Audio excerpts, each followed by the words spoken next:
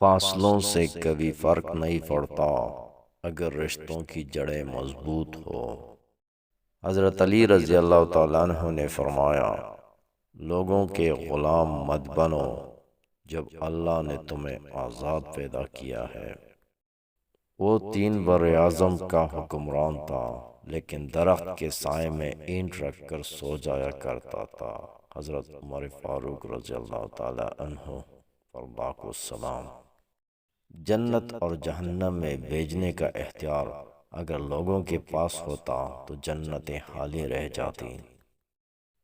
رسول اللہ صلی اللہ علیہ وآلہ وسلم نے فرمایا، خرچ کیا کر، گنا نہ کر، تاکہ تمہیں بھی گن کے نہ ملے، اور جوڑ کے نہ رکھو تاکہ تم سے بھی اللہ تعالیٰ اپنی نعمتوں کو نہ چھپا لے۔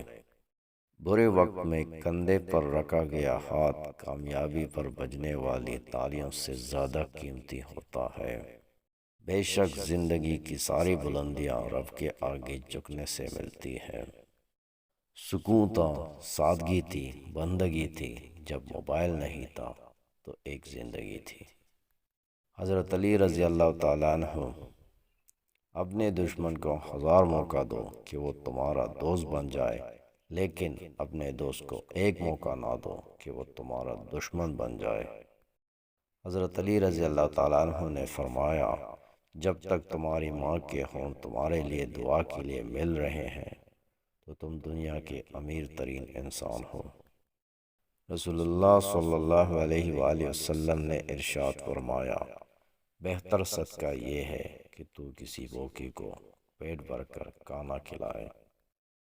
باپ اولاد کے لیے وہاں تک ہاتھ پھیلا دیتا ہے جہاں وہ پاؤں رکھنا بھی پسند نہیں کرتا، اور اللہ تمہیں حیثیت دیکھ کر نہیں، نیت دیکھ کر نوازتا ہے، اور نماز گناہوں کو مٹا دیتی ہے۔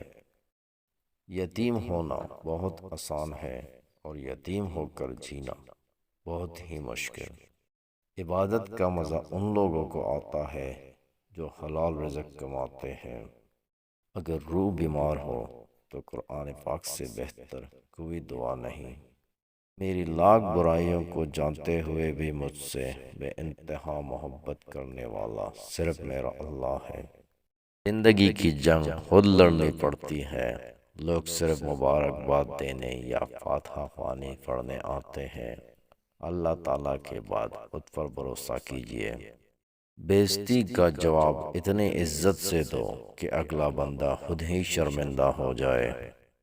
رسول اللہ صلی اللہ علیہ وآلہ وسلم نے فرمایا، معاف کر دینے سے اللہ تعالیٰ عزت میں اضافہ فرماتا ہے۔ وقت کو پیدا کرنے والے کو وقت دے کر دیکھو، وہ تمہارا وقت بدل دے گا۔ اور میری یاد کے لیے نماز قائم کیا کرو۔